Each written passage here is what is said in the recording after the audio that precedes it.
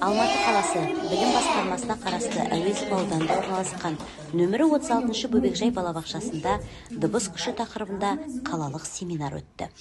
Аталған балабақша ұжымы семинарға барынша тыңғылықты дайындалған. Балабақша табалдырғын аттағаннан ақ кіреберісте әдемі көрмені тамашаладық.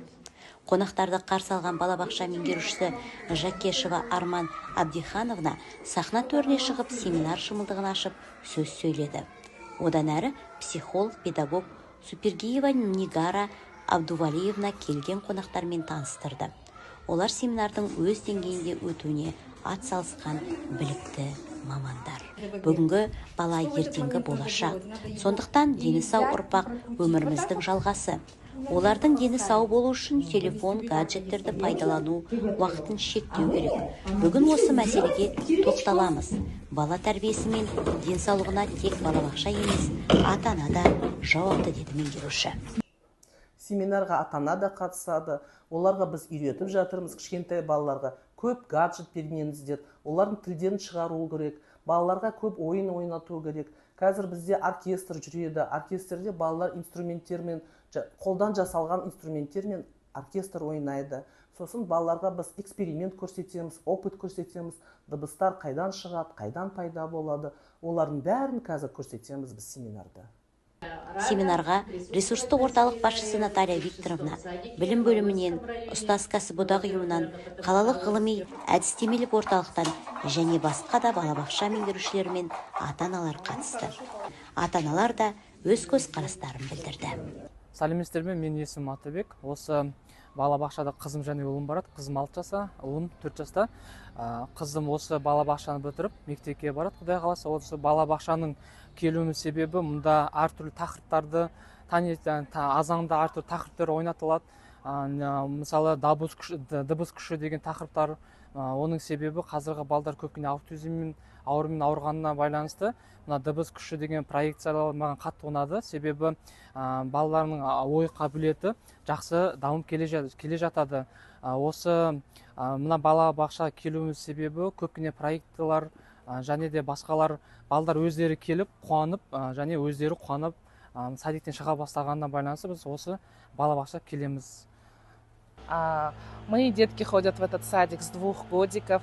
Нам очень нравится детский сад. Детский сад очень красивый, педагоги все очень грамотные. Мы очень гордимся, что мы ходим в этот садик. В садике также очень грамотная заведующая, которая проводит вот такие мероприятия, как семинары. В садике постоянно проводятся разные мероприятия. Мы очень гордимся нашим садиком, он очень красивый. Также педагоги любят всех деток как своих деток, поэтому мы очень рады. Смартфондар мен гаджеттерді шектен тыс пайдалану баланың дамуына кері әсерін тигізетіні анық. Осы тақырыпты қамтыған балабақша меңгерушісі монитор арқылы көптеген мысалдар көрсете отырып көпшілікке жеткізді. Ол тәжірибе алмасу мақсатында Малайзия, Қытай елдеріне барған болатын. Сол жақтан жинаған ілім білімін ұштастырып, бүгінгі тақырыпты кеңінен талқылады.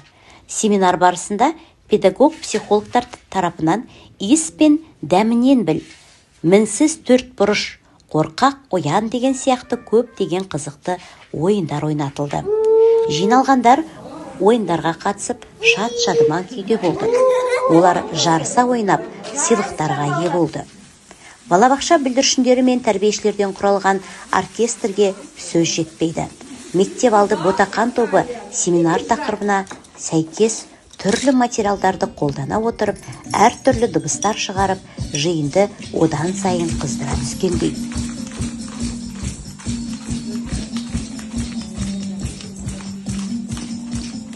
Қонақтар бір-бірінің арқасына сурет салып сезімталдықты анықтайтын ойынға қатысып, жеңімпаздар анықталды.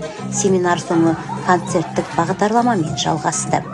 Тәрбиеші Капабаева Эльмираның орындауындағы бұлбұл әні көпшіліктің көңілінен шықты.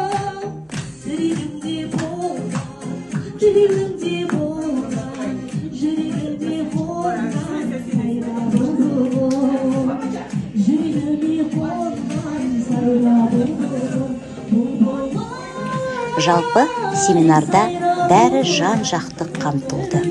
Ойында ойналды, өнерлі, білімді тәрбиешілер мен әдіскерлердің жалпы ұйымшыл ұжым еңбегінің нәтижесі көрінді. Семинар соңында кері байланыс орнады. Жұлдыз Смайылова, арнайы білім айнасы үшін Алматы қаласынан.